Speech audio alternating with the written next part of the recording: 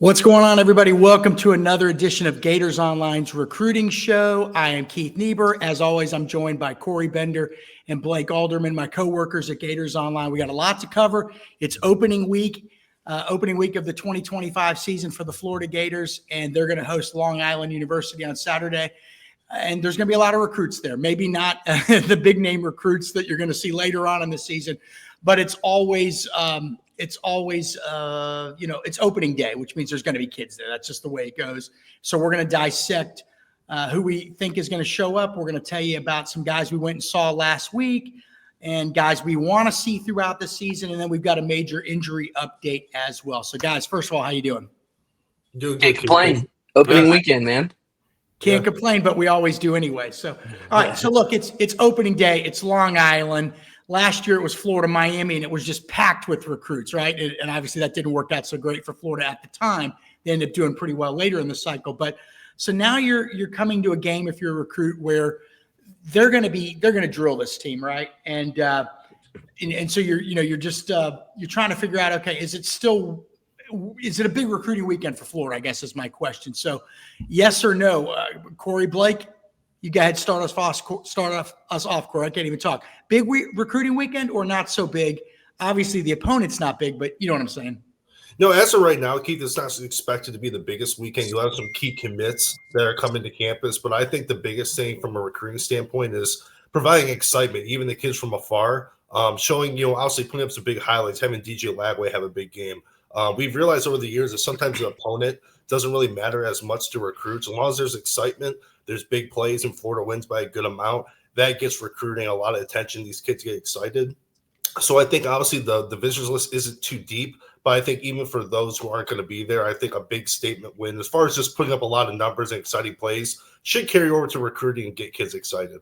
All right, Blake, you've got a little bit of a different kind of take on game visits. Do you think this is an important week for Florida? Are game visits even important at all anymore for recruits? What do you feel about all that?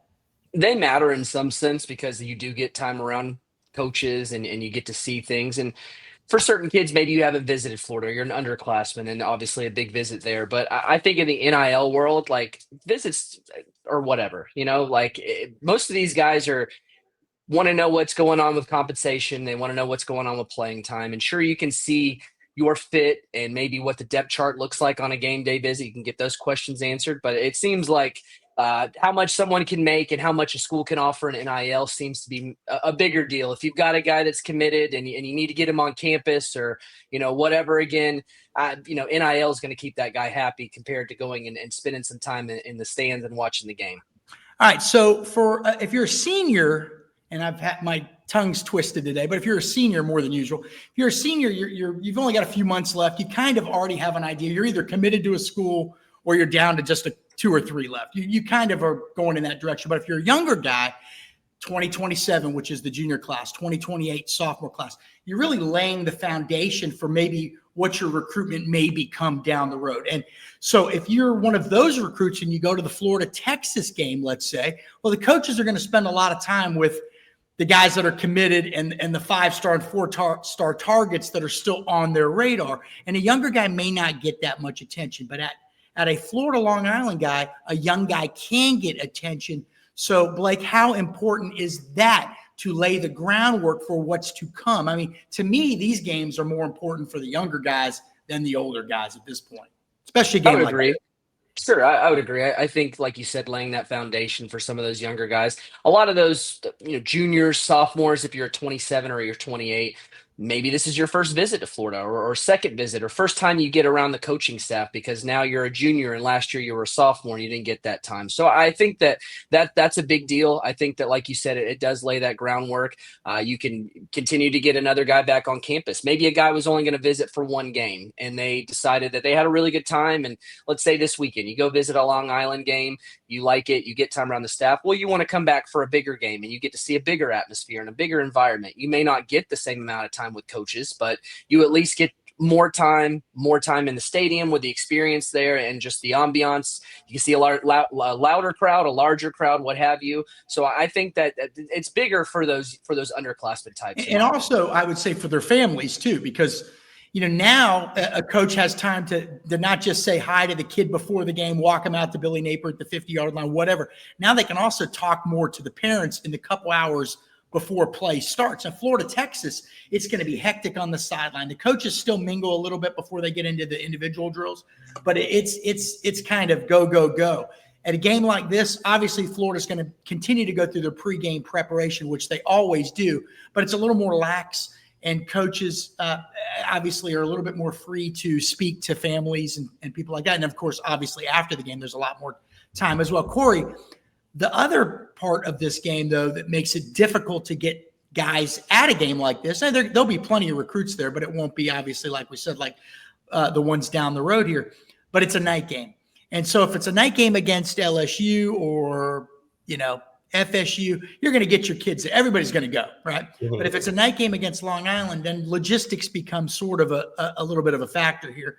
You might not get out of the stadium until 11:30. You might not get to your car till 12. You might not get on the highway till 12:30 or 1, and then you're talking about getting home at 3. So logistically, it presents some challenges. How much of a hang-up do you see that being? Yeah, I think it's a bit of a hang-up, but Florida's going to be facing that all year. Like you said, I mean, later in the year when there's bigger games, you're going to see more kids in the stands, a lot more notable names. But I also think, Keith, the other thing is, too, playing on Long Island, you have Florida State and Alabama. I think with Florida, obviously, it's not going to be a huge visit weekend because there's a few things working against them. But, yeah, I mean, going to a game, it's easier to get there at 7:30. You have more time to travel. But you have some people who are like, hey, we're not going to be able to stay in, like you said, 11:30, not get home till 2 in the morning.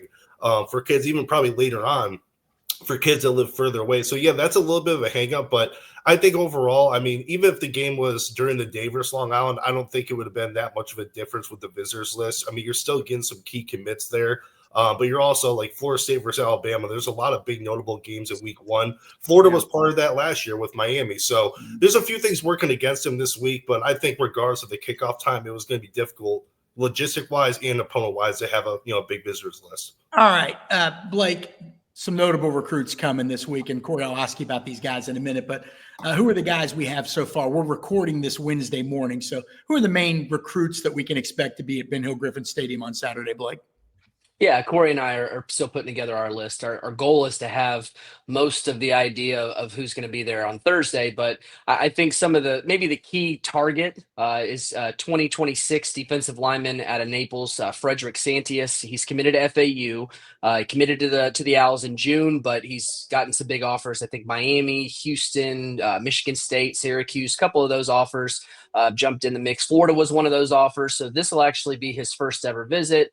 And if you follow just Corey and I's and everyone at Gators Online's reporting that the defensive line board, there's some names on it, and Florida's going to have to flip a lot of those names, if not most of those names. And Santius he's one of those guys that's a newer name on that target list.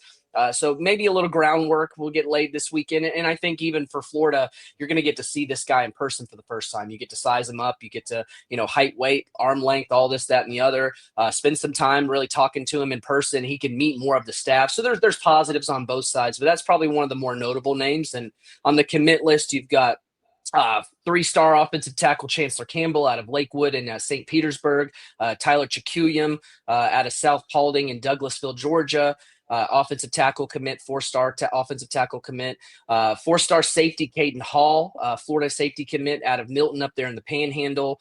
A lot of those commits will be in town. 3-star interior offensive lineman committed to Florida, Desmond Green, and a 27 guy in the Villages right down basically right down I-4 from Gainesville is 4-star running back Trinard Roberts. Those are some of the more notable names as of right now that we have on that list. Corey, there's an old saying in our business, film don't lie. It kind of does, though, doesn't it? I mean, how many times have one of us three watched Guy's video and thought, boy, this guy's really something, and then you see him in person, and he's not as tall as it says on his film profile. He's not as muscular. I mean, you know what I mean? Like, you got to see a guy in person. So for Florida, and Blake mentioned this young man, and you're going to have to remind me his name, Corey, but for Florida to be able to see this guy in person and look at his body and get measurements and all that stuff, how important is that for this recruitment with this young man?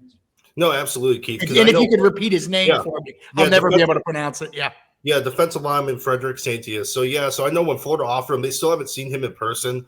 that's been the hang up. I know he's listed around 6'5". I've had people tell me that he's kind of more in the 6'3.5" range. So Florida's big on wanting to see kids up close. And I think we've had members on the board ask, hey, how come he isn't taking an official visit? I don't think, well, one, Florida's not big on in-season OVs. I mean, they're going to get a few kids in, I assume, later this year.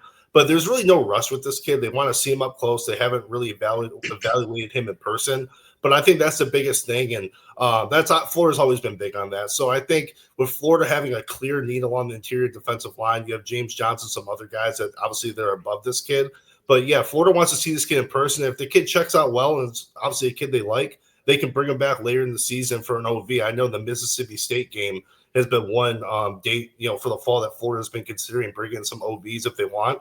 So I think with him committed to FAU, I know Miami obviously offered him, but they're kind of in the same boat as Florida. They're not pushing overly too hard for the kid. So, time is on Florida's side. So, yeah, the biggest thing for them is, if they're going to take a flyer on a kid that's kind of been under the radar committed to FAU, hey, let's make sure he measures up to what he says he is, and they go from there. And I think Florida obviously has that luxury, and, time's on their side for that. Yeah, so what are some of the things they're looking for? Well, you want to look at a guy's ankles. I mean, everybody makes fun of coaches when they say that, but it's true. The thicker the ankles, usually the less body flexibility they have.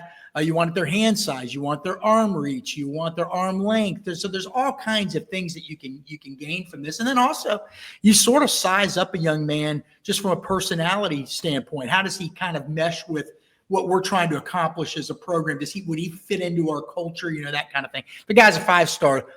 They usually always seem to fit in no matter what their personality is. All right, guys. A couple more things here, and we're going 30-minute show. We think that's enough. That's plenty. Corey, one thing. It's funny. You've got the background of the swamp, but for some reason it looks like a ghost keeps showing up in your screen. Are you noticing that, Blake? Yeah, I see it there in the corner. It's my chair. Yeah, I don't know why. You'll see it when we go back and watch the video. All right. So last week, each of us went out and saw a recruit. I saw quarterback commit, Florida quarterback commit Will Griffin. Corey, you saw Miami edge commit Ashari Charles, Venice, and Blake, you went and saw Malik Morris, the 4-star linebacker Gators commit from Lakeland. Blake, let's start with you. What's their quick report? He didn't play, but there's been some concerns about Malik Morris's weight. How does he look right now? When is he going to be playing, and what did he have to tell you? Yeah, like you said, he didn't play. Lakeland, beat Auburndale in their week 1 game. He didn't play. He was dealing with a sore ankle. He had some surgery in the offseason for that ankle.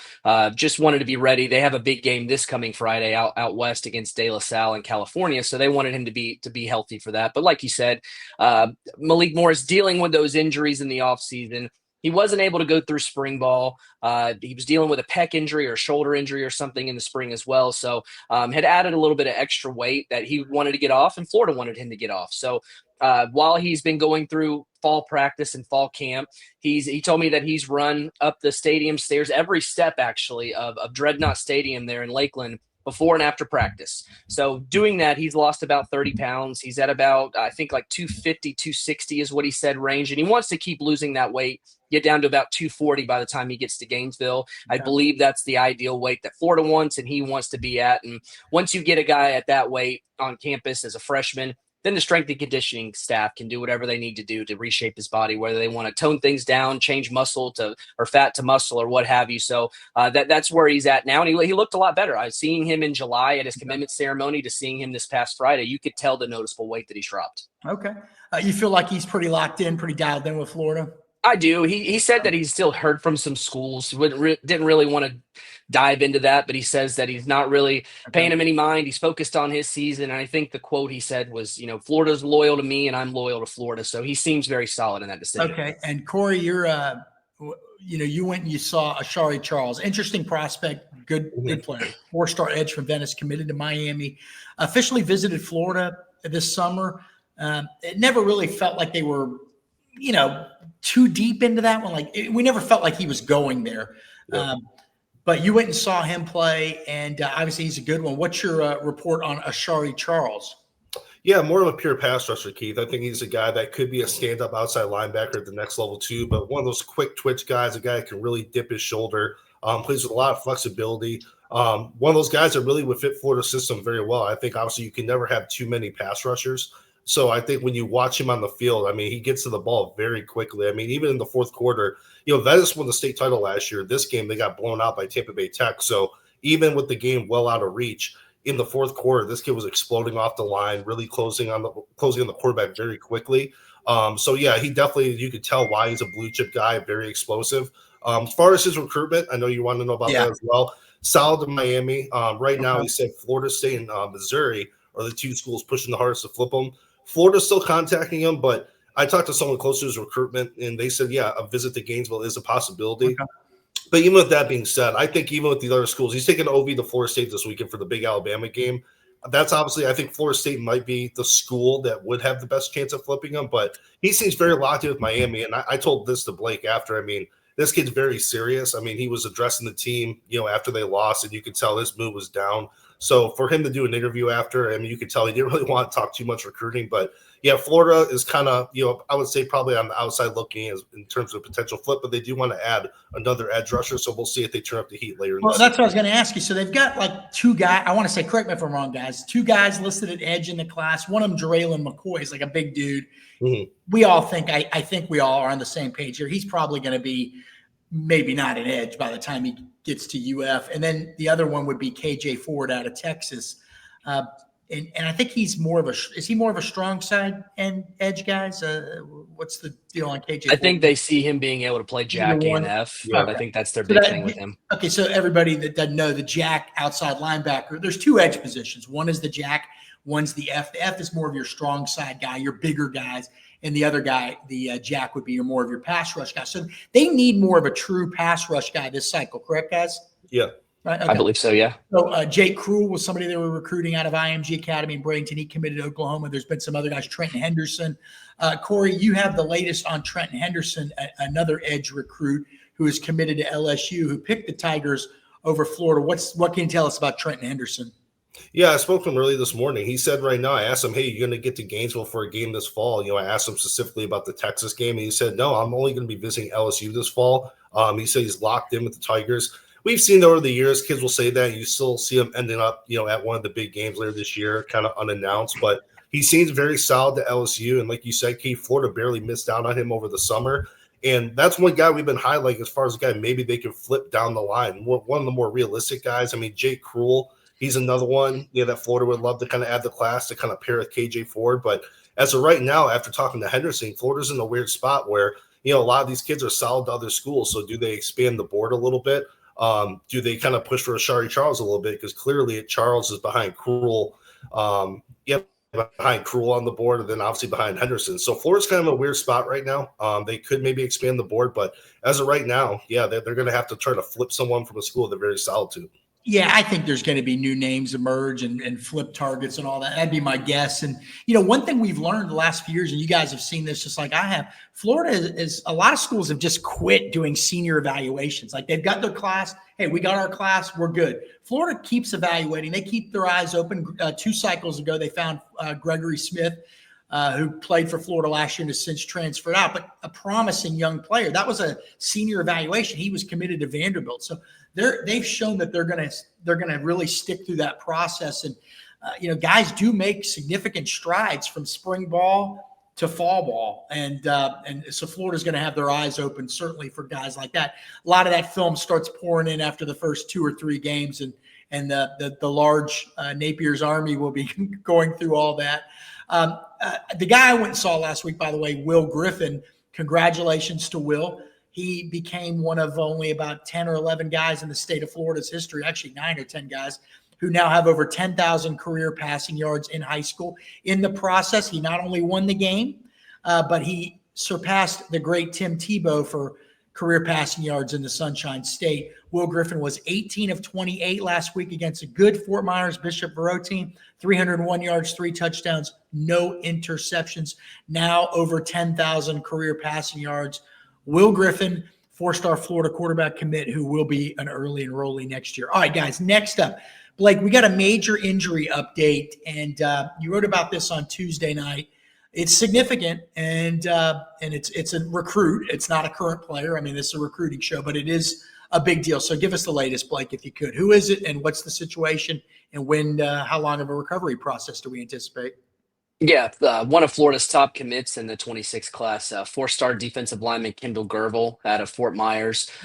His first game of the season was this past Friday. Fort Myers played, I believe they played Harmony, or no, they played Mariner at home. And Gervil, he played in the game because he recorded seven tackles, and two of those were for a loss. But he tore his ACL completely. He said he told me that he tore that completely, and as well as his meniscus. So we'll have to have surgery on that. I don't really know what the turnaround is for that injury, but that's a significant enough injury to where that senior year is not looking great for even the end of him coming back there. So getting that surgery, he's focused on rehab and the surgery and being ready for Florida. And I think it's significant in the sense that, Florida needed defensive linemen. We talk all the time about it's a need. It's one of their top needs in this position and how big that commitment of Kendall Gervil was. Well, now you got a guy that you already counted on being in the mix early, being in the rotation and coming in and trying to earn some sort of playing time. Well, he's going to have to come in. He's going to be coming off that injury, maybe still rehabbing a lot of those things. And it could set him back, So yeah. I think that it's interesting to watch how his recovery will be, but that senior year, it looks like he's going to have to mail that one in and get ready for college. Yeah, it's a tough loss for him. It's your senior year. You want to go out with a bang. You're playing with your a lot of times your lifelong friends, your right. friends from childhood. So it means a lot to these young guys. Hopefully, if there's a silver lining, he can focus on academics, all that stuff, and just kind of really get prepared for that next level of life, which is college. Now, in terms of next year, generally speaking, you do not want true freshman defensive linemen to have to play too many snaps. But sure. Obviously, we won't know until next spring probably. What's his situation going into spring practice? Can he do anything? Is he 100%? Is he 80? Is he 70? And we'll get a good feel for things at that point. But obviously, a significant loss for him. And hopefully, we all wish him well. He's a good young guy. It's been a pleasure to deal with. And really, I think the most important recruit in the class, to be honest with you. I mean, that's where you're winning and losing games. Like when you combine importance with talent, I put him number one. You know what I mean? That's me personally. All right, guys. Before we get rolling, I just want to ask each of you. We got a long season ahead. We were all out at games last year, and I just want you to know who are two recruits you really want to see this season in person, and why. Corey, we'll start with you. Give me two guys. Yeah, I think for me is Chancellor Campbell. I've always been big on offensive line scouting. I've always liked that. I just think he's an intriguing recruit. 6'8", 295 pounds, 3-star right now. But I think if he has a good senior season and Lakewood plays against good competition, I think he's a guy who could really catapult up the rankings. So he's a guy not too far from you and I, Keith. A guy I definitely want to go see. I know he's playing Largo, I believe, this Friday. I won't be seeing him this week, but hopefully the next coming weeks I'll definitely be able to go see him and provide Gators Online subscribers with a kind of in-depth analysis of what we see. And I think obviously the potential of him is through the roof. I think he's a guy that I think could kind of go into the top 200 of the rankings before it's all said and done. I think another one too for me is Justin Williams from Buchholz. I mean, he's another guy that, regardless of the competition level, Buchholz plays great competition, 1,000 yards rushing and receiving last year. Florida just signed a great wide receiver class. Have another good one this cycle too, but I think he can be one of those dynamic guys who can really, hurt defenses in a variety of ways. 1,000 yards receiving, 1,000 yards rushing, a gadget player who can obviously go over the top and beat defenses deep, but you can put him on jet sweeps, put him in the backfield, motion him in and out. So those are two guys, especially here in the Sunshine State, I'm excited about. But I think more specifically, I think Campbell. I think he's that prototypical 6'8" left tackle that, they're just hard to find. I mean, you have a lot of offensive linemen there, 6'4", 6'5", kind of go into that 6'6" range. But at Under Armour early this year, he got his testing measurements. I think it was 6'8", 295. He ran a 5 flat 40. So a guy that I think long-term, if he can develop and reach that ceiling, he could potentially be an NFL guy down the road. So I'm excited to see him for the first time live. All right, Blake, two guys you really want to see this season. Who comes to mind? Yeah, I'm big on just the scheme fit. Like that's a big thing to me. For that being said, 4-star tight end Hezzy Kent out of Brunswick there in South Georgia. I mean, that's a dude that looks like an offensive lineman. Every profile of arm length, hand, weight, all this, that, and the other. It profiles like an offensive lineman. So I want to see what he looks like. What he puts on film as a senior, as a tight end, seeing him in person, if he shows up to any games, and just kind of how the body is shaping as we go along there, going into whenever he enrolls at Florida. And we talked about him before. before, but 4-star edge, Jarayla McCoy. And I say that because, like you said earlier, Keith, he's a large human. He's got some weight on him. He's like 6'6", 6'7", somewhere there, almost 6'7", if not already there. That's a guy that I agree with you. I think he's going to grow into a more of a 3 technique or a nose or some sort of interior defensive lineman. And he can play some edge now. And he's obviously got the height and the length and all that to play edge and be an F. Could move in and play some of the end, which is more of your 3 technique defensive lineman. But that's just a guy that is a senior. I see him that he's going to continue to grow, whether it's weight and filling out. So I want to continue to see him whenever he pops in closer to his enrollment and all that, just to see what he looks like. What is Florida getting in this guy? Is this someone that can play some edge, or is this someone that's probably going to be a nose? You go out to first practice with the edge room and they're like, all right, but go over there and play with the defensive lineman. So I want to see how he continues to fill out this year. As far as recruits that are going to be at the game this Saturday, for me, it's going to be kind of, we already kind of know where they all sit with Florida, the older guys. To me, it's going to be like, all right, what did you see out of this team that you like? Which guy do you compare yourself to? What do you think it's going to be like catching passes from DJ Lagway? So, not the biggest recruiting weekend, but guys, there's things that are going to happen. And obviously next weekend against USF, can we expect a significant list? I mean, is that safe to say? I mean, that's a pretty good game. Yeah, a lot of CJ Hester, Will Griffin, a lot of other commits will be in town next week. There's still important commits on the list for this weekend, but yeah, as of right now, even some notable 2027 prospects. Like I said, I know it's early, the focus is on 26, but there's some notable blue chippers coming in for next week too, and that's going to kind of start, throughout the season with notable guys. But yeah, USF will be much better. And obviously, we're going to be tracking, for everybody listening at Gators Online, we're going to be tracking all the guys that are targets and commits to Florida, the other schools they're visiting. So if a kid's going to Tennessee or Georgia or FSU or Auburn or whatever, we'll have some info on that as well each week throughout the season. If you like what we're doing, hit the like button and the subscribe button below. Obviously, a little bit of a slower week, not a ton of recruiting juice, not a marquee game, but it's going to be a busy fall, and we want to make sure we keep you all up to date. So come back here. We'll do this show every week. And obviously, like I said, at Gators Online, where you can sign up for $1 right now. Go check it out, gatorsonline.com. Okay, that will do it for this edition of the Gators Online Recruiting Show. I am Keith Niebuhr. For Corey Bender and Blake Alderman. Actually, I did that in the wrong order. For Corey and Blake, I'm Keith. And that'll do it for this edition of the show. We appreciate everybody stopping by. Take care. If you're going up to Gainesville this weekend, be safe on the roads late at night. You'll probably see the 3 of us chugging coffees, driving up and down I-75 early in the day and then late in the day. So take care, everybody. Have fun and ready to kick off another season. Should be a good one.